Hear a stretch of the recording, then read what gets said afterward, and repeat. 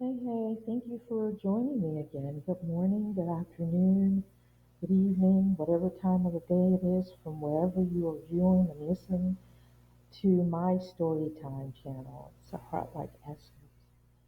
How God saved me from my demise by the powers of witchcraft and destiny swapping. My neighbor was a witch.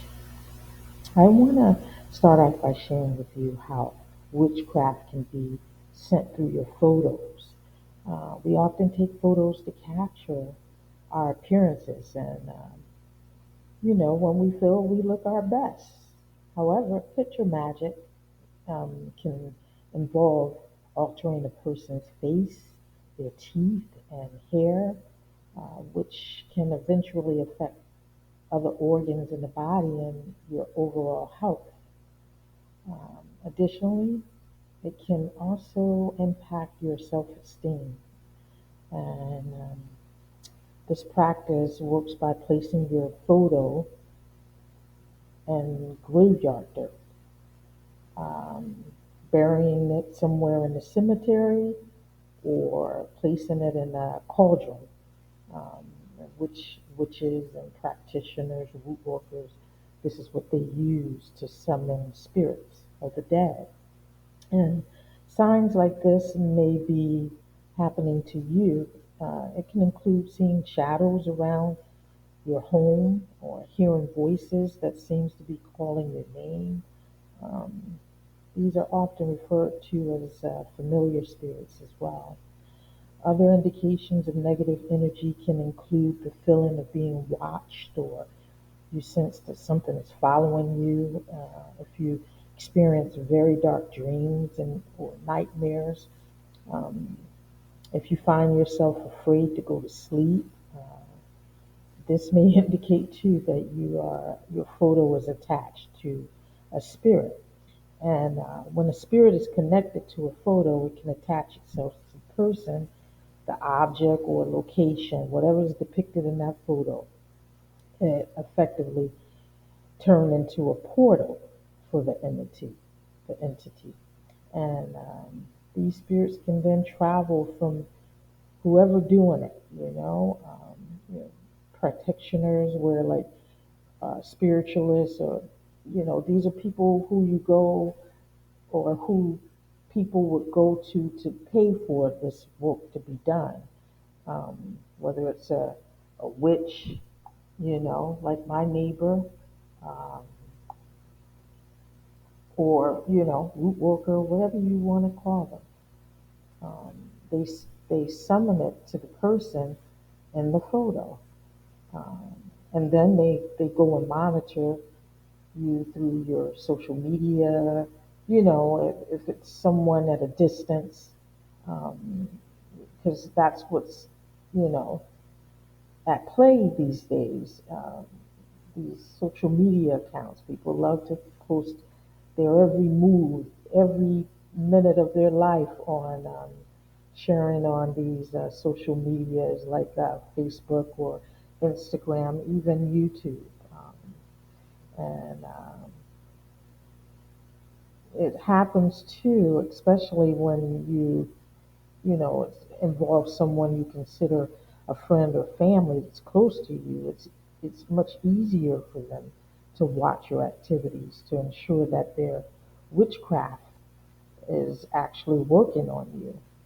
Essentially, whatever is represented in these photos, again, object, place, or the person itself, it manifests in the person's reality, or in that home, or they may want to target a car, anything. So every time you get in that car, something happens, a breakdown, you have accidents. This is how they operate. So I want to pick up where I left off in my last video.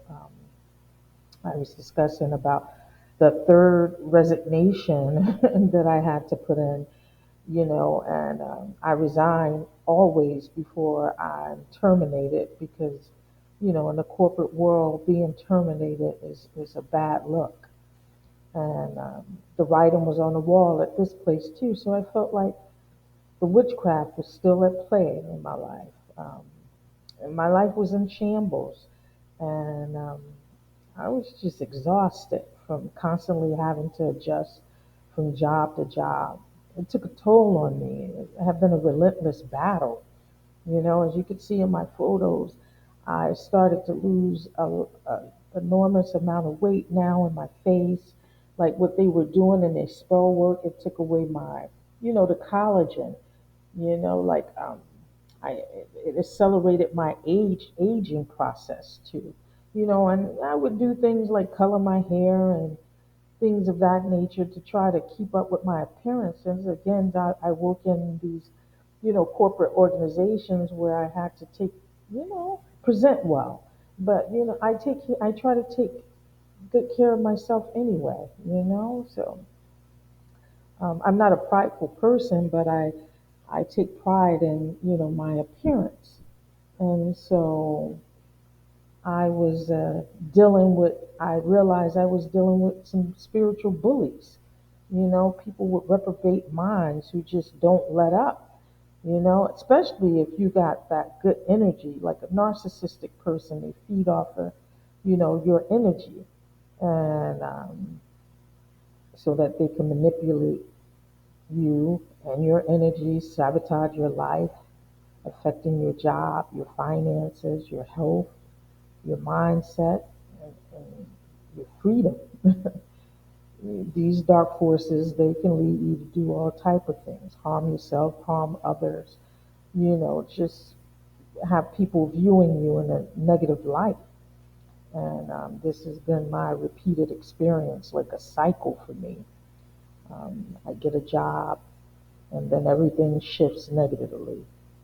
And people start seeing me as a threat or incompetent or beneath them. It's just the same pattern. No matter how hard I work, how late I stay, how quickly I complete the task, or how skilled I am at what I do, the energy surrounding me seems to be designed for people to reject me in every area of my life. And yeah, it's just wicked. I embody the character of Christ. At least I try, and I realize, it took me a long time to realize that those who act in this way are being used by the enemy and are on a mission to just harm God's children. We're in the spiritual warfare. And right now, like everything is spiritual. Like it's just so much demonic activity. And if you don't have a relationship with God or someone pouring into you, teaching these things to you, or you just have a will and a thirst to learn and you're doing the research on your own, you'll never know. You'll just be like just asleep, sleepwalking, you know? But by this time, I'm like I was deeply engaged in reading my Bible, which helped me gain a better understanding over time of the teachings. And I had also been praying and fasting more frequently, practicing the dry fasting for 3 days. That's how long I could go. Without eating anything, just water, no strong beverages like coffee, soda. Juice you could do like if it's natural, no preservatives and added sugars and stuff, just natural juices, but I would just stick with water when I started to feel faint and clear my day and my schedule, my calendar, and just rest, because it's easier when you can just sleep and reading my word and praying. And the only thing I would watch on like TV is like ministries, something that was feeding my spirit man. So despite these efforts, my life was still spiraling downward. And I was currently out of work now, and at that time, and desperately searching for a job once again, for, you know, for like what it feels like the umpteenth time. And, I, at that time, have been unemployed for almost 2 months, and my rent, it was due every first, paying over 2,300, which is crazy. I wouldn't do that now. This whole spiritual battle has shifted my mindset about things. I now live as a minimalist. I don't need a lot of things, anymore, material items. I just don't live like that. So um, the job market at that time wasn't hiring as much as it was in 2020 and 21. And so many people have retired and others have sadly passed away due to COVID, leaving a lot of those organizations in need of help, to keep their businesses functioning and operating. But when I finally received the offer, I accepted it. I started working as an executive assistant. It was entry level to me. I'm in my 50s and, was in my career field for a very long time. And, I was assistant to three nursing directors at a hospital, and it was like hell in that office every day. I didn't understand, you know. Um, why I kept experiencing the same thing. But this one I was able to hang on for like a year. But I started to sit, sometimes in my thoughts and realize like these witches, how are they able to, know every detail of my life? How are they able to find me? I didn't know how this witchcraft stuff really operated in my life. I just knew that it was being done, but I had later realized and figured out that they were following my LinkedIn account and my social media accounts and sending that negative energy through my photos. And every time I leave a job, I update it on LinkedIn. I like had to cut all of that stuff. And in corporate, that is like weird when you don't have these type of accounts, because like, why? You say who you are, and like, a lot of organizations, before they even reach out to you after pulling your resume, they go on LinkedIn to to see what you're saying is true. So, but and I just yeah, I kept updating my account with my current employers, but yeah, I quickly found out that was a no-no. So this is why you have to be careful about posting, you know, your pictures and your information. If you noticed, a lot of people from these different islands, Africa, Haiti, and stuff, watch them on social media. A lot of them, like when they post their pictures, they're far back, they wear shades. Their eyes are not directly exposed, to the camera. They turn to the right or to the left. I didn't know much about like root work, witchcraft, voodoo, or anything like that, when I first started going through, even until like the middle, I was learning as I go. So I went through a lot. I got like spiritually whipped out. And God allowed it as training. But at the time, I didn't know that. I was just like, why are you letting this happen to me? But I I remember when I first moved up north, and I mentioned this in one of my other videos, that I was going to circle back around about this. I was like 20, 21 when I first moved up north and left the South. I had a Latina girlfriend. It was one of my girls who we ran in the same circle. And I mentioned that, I was going to revisit this topic because it shows you how the enemy works and how they use people that are compromised. Her family practiced in Santeria and had altars in their home, but I was young. I didn't know about this stuff. It wasn't that prevalent. Like, but when you move up north, it's like 50,000 different cultures in this, and I didn't want to say exactly, but it's New York, and like you live in communities where it's just very multi-diverse, and people have different beliefs and different things. Not everybody have Christ, or in their minds, they could be Christians and they still practicing this stuff because it's in their bloodline. They titis and their great grandmothers and so on and so on, just like in the South and the root work. Usually this stuff is done like deep down in the bush in the South and, you know, wherever. It's just not out in the open. But now you see it on TikTok and everywhere. These young girls are practicing this stuff. So it's real out here. You got to stay woke and stay safe. So, you know, um, she would jokingly mention back then that she did love spells and she would cast them on her lovers. We was young. I didn't pay any attention to that. But nowadays, I wouldn't dare step foot in anyone's house or business that displays any form of idolatry.